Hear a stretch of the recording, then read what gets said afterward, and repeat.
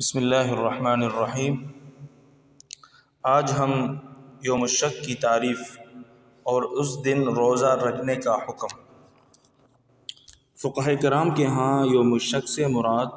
شعبان کی 30 تاریخ ہے، یعنی شعبان کی 29 دن پورے ہو جانے کے بعد 30ویں رات مطلع ابر آلود ہونے کی وجہ سے رمضان کا چاند نظر نہ آئے تو آنے والا دن یعنی 30 شعبان یوم الشک کہلاتا ہے، اس لیے کہ اس میں رمضان کا بھی احتمال موجود ہوتا ہے۔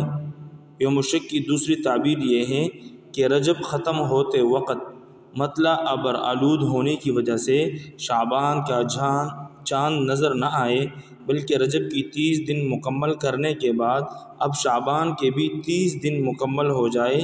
اور مطلع صاف ہونے کے باوجود رمضان کا چاند نظر نہ آئے تو آنے والے دن میں رمضان کا بھی احتمال ہے،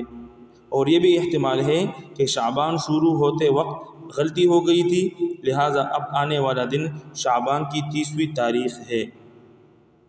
اچھا، ابھی یوم الشک کے جو روزے ہیں اس کا حکم کیا ہے؟ یوم الشک کو روزہ رکھنے کا حکم، اس میں کئی صورتیں ہو سکتی ہیں،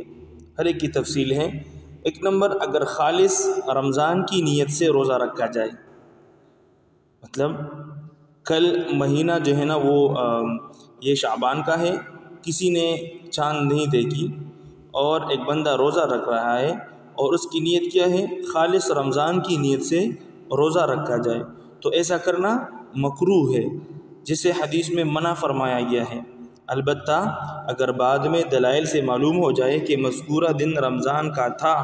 تو رمضان کا روزہ خود بخود ادا ہو جائے گا، اور شعبان کا ہونا یقینی ہو تو نفل بن جائے گا، تاہم یہ نفل ایسا ہے جس کے توڑنے سے قضا واجب نہیں ہوتی۔ 2 نمبر، اگر کسی اور واجب روزے کی نیت سے روزہ رکھا تو ایسا کرنا بھی مکروہ ہے، تاہم رمضان کا ہونا یقینی ہو تو رمضان کا روزہ شمار ہوگا، ورنہ دوسرا واجب روزہ ادا ہو جائے گا، یہی اصح قول ہے۔ اور اصل نیت میں اگر تردد ہو، شک ہو، یعنی دل میں یہ ارادہ ہو کہ اگر کل کا دن رمضان کا ہو تو روزہ رکھوں گا ورنہ نہیں رکھوں گا، تو ایسی صورت میں سرے سے روزہ رکھنا جائز ہی نہیں۔ اصل نیت میں تردد کی وجہ سے یہ روزہ نہ تو فرض رمضان کا ہے اور نہ نفل کا۔ اور اگر وصف میں تردد ہو، یعنی یہ نیت ہو کہ رمضان ہو تو رمضان کا روزہ رکھوں گا اور رمضان نہ ہو تو فلاں واجب روزہ رکھوں گا، ایسا کرنا بھی کیا ہے؟ مکروہ ہے، تاہم رمضان کی صورت میں رمضان اور رمضان نہ ہونے کی صورت میں دوسرا واجب ادا ہو جائے گا۔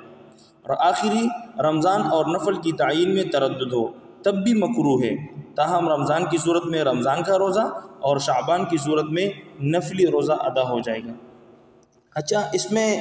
اس پر علامہ کاسانی رحمۃ اللہ علیہ نے کچھ تفصیل کی ہے۔ وہ فرماتے ہیں اگر کسی شہر والوں نے چاند نہ دیکھنے کی وجہ سے شعبان کی 30 دن مکمل کرنے کے بعد رمضان کا روزہ رکھا، لیکن ان میں سے بعض لوگوں نے یوم الشک کا روزہ بھی رکھا، پھر اتفاقاً رمضان 29 دن کا ہوا، تو تمام شہر والے حدیث پر عمل کرنے کی وجہ سے اجر و ثواب کے مستحق ہیں اور ان پر کوئی قضا وغیرہ نہیں،